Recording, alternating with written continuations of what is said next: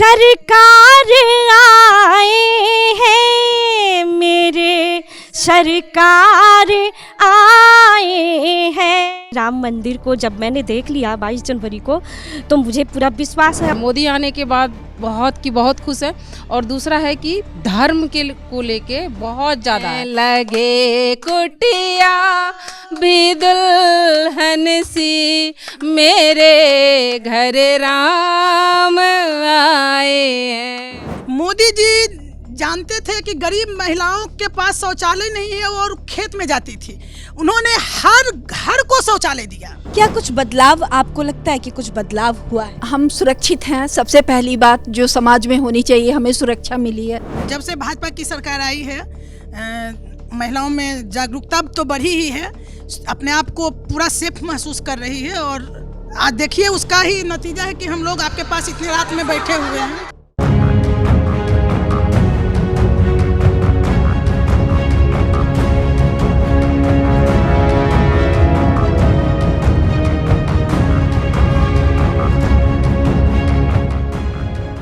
आस्था लोक hospital presents capital TV Bihar का बादशाह। नमस्कार, कैपिटल टीवी देख रहे हैं आप, मैं हूँ आपके साथ पूजा।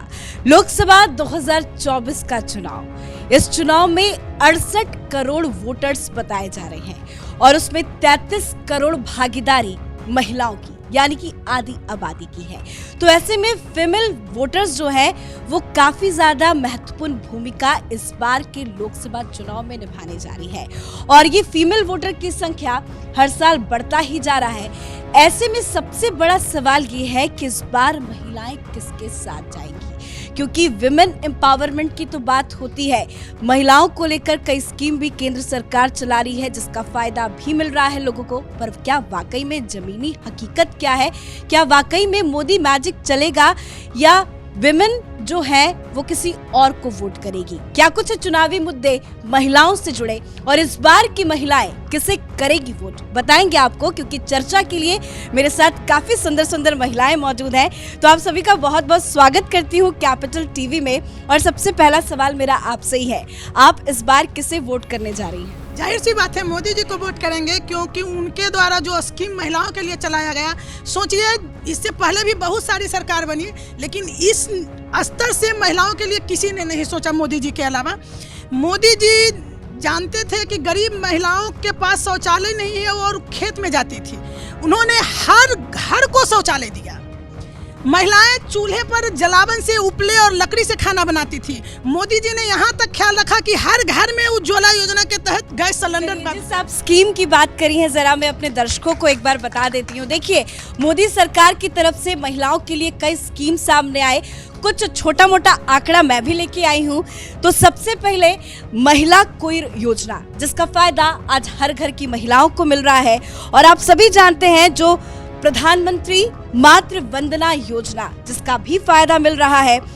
स्टैंड अप इंडिया योजना, इस बात की खबर शायद बहुत कम महिलाओं को होगी, लेकिन इसका भी फायदा कुछ लोगों को मिल रहा है। प्रधानमंत्री उज्ज्वला योजना, जिसका भी फायदा मिल रहा है। बेटी बचाओ बेटी पढ़ाओ, और इसी के साथ फ्री सिलाई मशीन योजना, महिला शक्ति केंद्र योजना, सुकन्या समृद्धि योजना, मुद्रा लोन योजना से लेकर तमाम ये योजनाएं हैं जो मोदी सरकार की तरफ से लागू तो किए गए हैं। क्या उसका फायदा मिल रहा है? वही सवाल है, इसी पे चर्चा करेंगे। जिस स्कीम के बारे में मैंने अपने दर्शकों को बताया, क्या उसका फायदा मिल रहा है?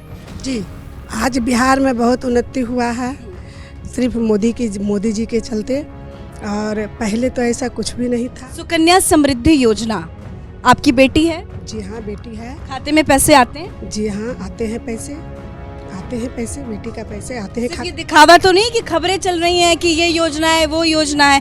क्या आप किसी महिलाओं को जानते हैं, ऐसी किसी महिला को जो गर्भवती है? क्योंकि गर्भवती महिलाओं को लेकर भी।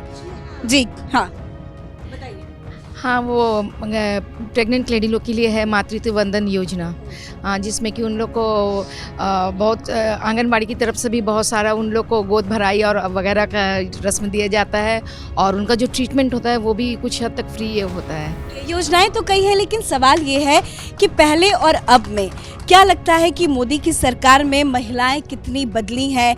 क्योंकि पहले महिलाएं घर से बाहर नहीं निकलती थी, जाने से डरती थी। क्या कुछ बदलाव आपको लगता है कि कुछ बदलाव हुआ है? बिल्कुल। अब हमें एक तो ये लगता है कि हम सुरक्षित हैं, सबसे पहली बात। वो जो जंगल राज था उससे उबरने में बहुत टाइम लग गया बिहार को। अब हमें लगता है कि हम जाएंगे तो वापस घर आएंगे। पहले तो ये भी सुरक्षा नहीं थी कि हम जाएंगे तो वापस आएंगे या नहीं। आप लोगों में से किसी की बेटी है, जवान बेटी? जी, कितने साल की बेटी है? हमारी 17 साल की बेटी है। घर से बाहर जाती है तो डर लगता है? नहीं, पहले लगता था? पहले बहुत डर लगता था। अब तो बेटी को जहाँ जाओ बेटी एकदम खुलेआम जाओ, कोई डर नहीं, कोई भय नहीं, कभी कुछ नहीं। और किसी की बेटी है बड़ी? हमारी भी बड़ी बेटी है और वो अभी मेडिकल में है अभी। हाँ, तो अब हम सुरक्षित हैं, सबसे पहली बात जो समाज में होनी चाहिए, हमें सुरक्षा मिली है।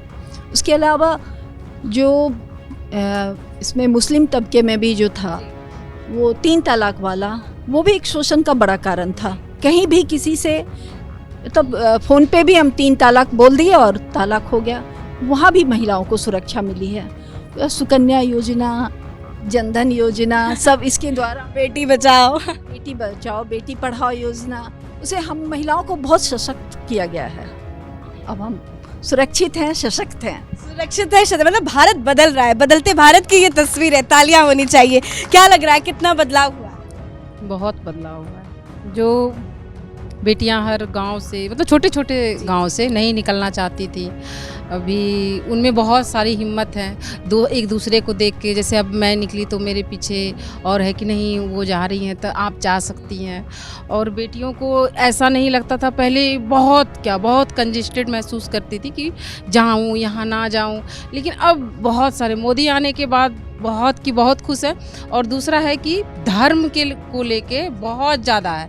और हमको लगता है कि मुझे जहाँ तक है विश्वास कि जब तक मोदी जी रहेंगे वो रहेंगे। जमुई से जो चिराग पासवान जो कर दिए हैं, हमको नहीं लगता है कि कोई पार्टी वैसा किए है। चलिए, आप मतलब संतुष्ट हैं, है ना? चलिए, इन्होंने आस्था की बात की थी। आस्था का जिक्र है तो राम मंदिर का ही नाम सबसे पहले आएगा। क्या लगता है, आस्था या पर्यटन के क्षेत्र में आजकल हर जगह को जो धर्म के लिहाज से हर जगह को विकास किया जा रहा है, ये पहले नहीं था, कितना बदलाव? पहले लोग विचार करते थे कि अगर हम धर्म का या हिंदुत्व का कार्य करेंगे तो दूसरे बिरादरी के लोग हमसे कट जाएंगे, लेकिन ऐसा नहीं है। सभी माननीय प्रधानमंत्री जी के द्वारा जो 22 जनवरी को श्री राम मंदिर का प्राण प्रतिष्ठा किया गया था, उसमें भारत ही नहीं पूरे विश्व के लोगों के मन में माननीय प्रधानमंत्री जी के प्रति एक अलग आदर, एक अलग आस्था उत्पन्न हुई है। तो ये बहुत बड़ी बात है। और अब आगे अयोध्या और द्वारिका मंदिर, मथुरा और काशी की बात हो रही है। आप काशी मंदिर का भी देखिए, कॉरिडोर। अयोध्या झांकी है, मथुरा काशी की बारी है, बाकी है। तो आपको लगता है कि मोदी जी के रहने पे वो जो मथुरा और काशी की बात की जा रही है वो पूरा हो पाएगा? बिल्कुल मैं समझ सकती हूँ ये बात कि बिल्कुल 100%, क्योंकि मैंने ऐसा देखा कि राम मंदिर को जब मैंने देख लिया 22 जनवरी को, तो मुझे पूरा विश्वास है। और रहा मुस्लिम का सवाल कि वहाँ के लिए भाई हिंदू मुस्लिम का चलता था बराबर कि ये हमारा वो हमारा, लेकिन जब मैंने देखा कि मुस्लिम की लड़कियों ने वहाँ गाना गाया, मुस्लिम की लड़कियों वहाँ पे आकर के और बहुत सहायता किए हैं, बहुत सारे मतलब फंड दिए हैं, सहायता किए हैं, जागरूक हैं। और मैंने देखा कि ये तो सभी एक हो गए आकर यहाँ, तो ये तो मोदी राज का है ना, ये तो मोदी राज का है ना। मैं मोदी को बहुत लाइक करती हूँ। और साथ में मैं चाहूँगी कि हर नया चेहरा को एक मौका दिया जाए, जैसे में चिराग पासवान, जो कि जमुई से बात अभी तक तो क्लियर नहीं हुआ है कि खड़ा होंगे कि नहीं होंगे, लेकिन यहाँ की महिलाओं का सबसे बड़ा अभी कोई ख्वाहिश है तो है कि भाई चिराग पासवान यहाँ से खड़े हों। क्या आपको लगता है चिराग पासवान जी के अंदर ऐसी क्या क्वालिटी है, महिलाओं के हित में वो क्या सोचते हैं, महिलाएं यहाँ कितना सुरक्षित नहीं है, उस पर वो विचार करेंगे? जी बिल्कुल करेंगे, विचार कर रहे हैं महिलाओं के लिए, सबके लिए। ऐसा नहीं कि सिर्फ महिला के लिए, महिला तो है ही, सबके लिए वो सोचते हैं। बड़े बुजुर्ग हैं, बच्चे हैं। अब देखिए जैसे कि केंद्र विद्यालय का भी वो उद्घाटन भी हुआ है, और बहुत ऐसा चीज़ है जो कि उन्होंने कर दिए हमारे चिराग पासवान जी, यशस्वी हमारे प्रधानमंत्री मोदी जी के साथ में। और ये झाझा ओवर ब्रिज बन चुका है, ये जमुई का हो गया ओवर ब्रिज, और रेलवे लाइन, बहुत चीज़ ऐसा है जो कि जमुई के लिए उन्होंने किए हैं, विकास किए हैं। चलिए, पहले बिहार से ये खबरें बहुत आती थी, चोरी डकैती छिनतई, महिलाएं निकलती थी, कभी सोने की बालियां कोई खींच के लेके चला गया, कोई मंगलसूत्र खींच लिया, चेन खींच लिया। क्या अभी भी ये सब है, ऐसी खबरें आती हैं?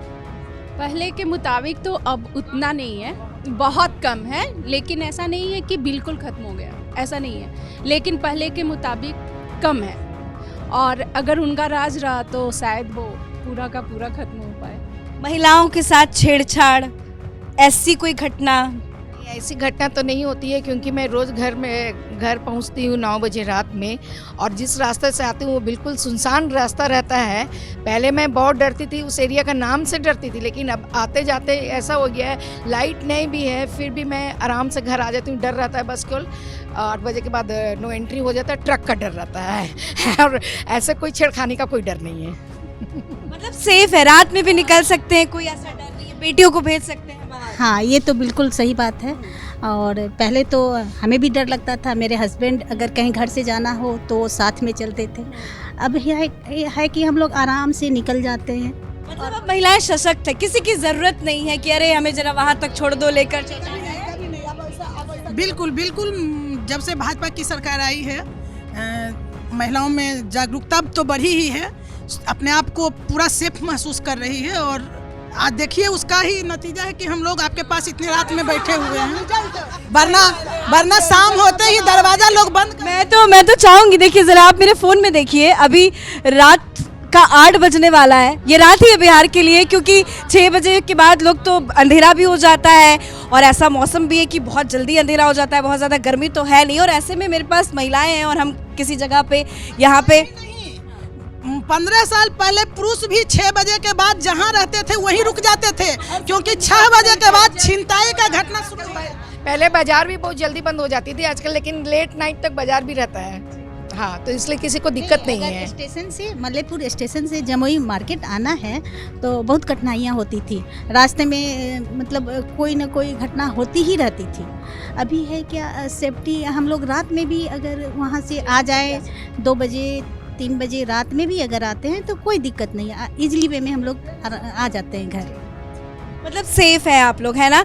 जाते जाते कुछ और कहना चाहेंगी, कुछ मन में विचार? जी जी, मुझे बोलना था कि मोदी जी के बारे में सब बोलते हैं कि ये हिंदुओं को ज़्यादा देखते हैं। ऐसा बात नहीं है, वो सबको एक समान देखते हैं। हाँ, तुष्टीकरण की नीति नहीं अपनाते हैं, बस इतना ही अंतर है इनमें। और दलों ने तुष्टीकरण के तहत हिंदुओं का जो शोषण किया है, खासकर वो नियम देखिए, जब हिंदू और मुस्लिम राइट्स होते थे तो उसके लिए सीधा सीधा कानून था कि उस जगह पे हिंदुओं को ही दोषी माना जाएगा और मुस्लिम पे कोई एक्शन नहीं लिया जाएगा, बल्कि हिंदुओं को सीधा सीधा दोषी मान के उनको अंदर कर दिया जाएगा। तो ये सब कानून तो तानाशाही है, ये बिल्कुल गलत है। तो ये सब मिटाना कहीं से भी मुस्लिम के खिलाफ नहीं हुआ, बल्कि हम तो चाहेंगे कि जो यूनिफॉर्म कोड आना चाह रहा है वो आ जाए, बिल्कुल आ जाए। भारतीय जनता पार्टी के रीजन में महिलाओं के लिए जो सुविधाएं और सम्मान मिला है, ये पहले कभी नहीं थी। अभी सितंबर में जो नारी शक्ति बंधन अधिनियम पास हुआ तो 33% महिलाओं को लोकसभा, विधानसभा, राज्यसभा जहां भी हो आरक्षण तय कर दिया गया है कि अब आने वाले चुनाव में, अगला इस बार तो नहीं हो पाया, अगला आने वाले चुनाव में महिलाओं को 33% आरक्षण देना ही है। एक जैसे अभी 80-82 सीट मात्र महिलाएं फुलफिल करती हैं, तो वो 180-82 हो जाएगा। तो ये बहुत बड़ी बात है। अभी अपने माननीय राष्ट्रपति जी द्रौपदी मुर्मू जी हैं, तो पहली बार ऐसा हुआ है कि कोई आदिवासी महिला राष्ट्रपति बनी है। डिप्टी सीएम रेणु देवी जी बनी थी। तो पिछड़े समाज का ध्यान रखना, खासकर महिलाओं का ध्यान रखना, ये भारतीय जनता पार्टी के रीजन में जो हुआ, इससे पहले कभी नहीं। मतलब कुल मिला के महिलाएं जो हैं वो संतुष्ट है, सेफ महसूस कर रही हैं, विकास हो रहा है। इससे बड़ी बात किसी महिलाओं के लिए क्या चाहिए। जाते जाते एक चीज पे जरूर चर्चा करेंगे। पीएम मोदी कहते हैं कि मेरी बहनों, मेरी माताओं, मेरी बेटियों, दिया जलाना है। तो लाखों करोड़ों की संख्या में दिए जल जाते हैं। घंटी बजाना है कोविड काल में, अभी राम मंदिर के बजने लगता है। क्या लगता है कि पीएम मोदी का एक मंच से एक संदेश औरतों तक खास करके, क्योंकि ये सारी चीज़ों में महिलाओं का बहुत ज़्यादा योगदान रहता है कि भाई घर दिए खरीद के लाने, दिए जलाने, तो ऐसा क्या मोदी मैजिक है जिसकी वजह से पीएम मोदी हर घर में, हर महिलाओं तक, हर बच्चों तक डायरेक्ट कनेक्ट करते हैं? इसका कारण है कि उन्होंने जो विकास किया, देश के लिए काम किया और खासकर महिलाओं के लिए जो काम किया, उसके कारण वो सब महिलाओं के दिल में बसे हुए हैं और महिलाओं को लग रहा है कि अगले बार जो वो आएंगे तो जो बची खुची समस्या है उसका भी वो निपटारा कर ही के जाएगा। मतलब कुछ छोड़ेंगे नहीं। अच्छा, इस गाने वाने सुनती है नहीं सुनती हैं? इस बार राम मंदिर में बजा था बहुत बढ़िया गाना कि सजा दो घर को मंदिर को। एक बार मैं चाहूंगी कि जाते जाते एक गाना जरूर हो जाए। कौन सुनाएगा? सब लोग मिलके सुनाइए। सजा दो घर को गुलशन सा, मेरी सरकार आए हैं। आगे आगे आगे। मेरे सरकार आए हैं, मेरे सरकार आए हैं, मेरे सरकार आए।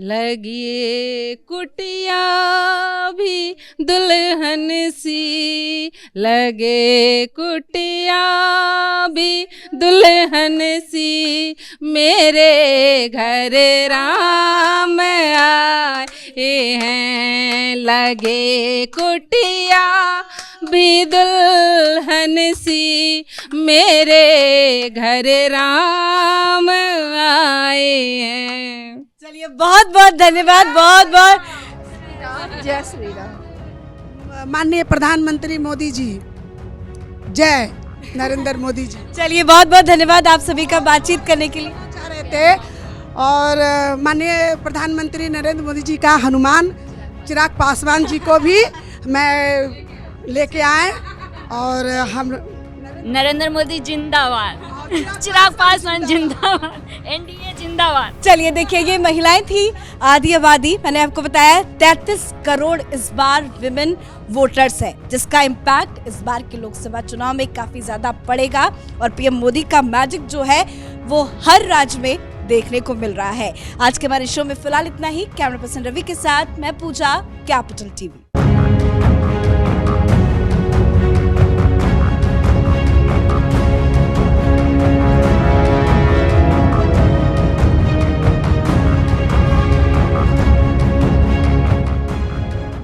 इस कार्यक्रम के प्रायोजक थे आस्था लोक हॉस्पिटल, कंकड़बाग, पटना।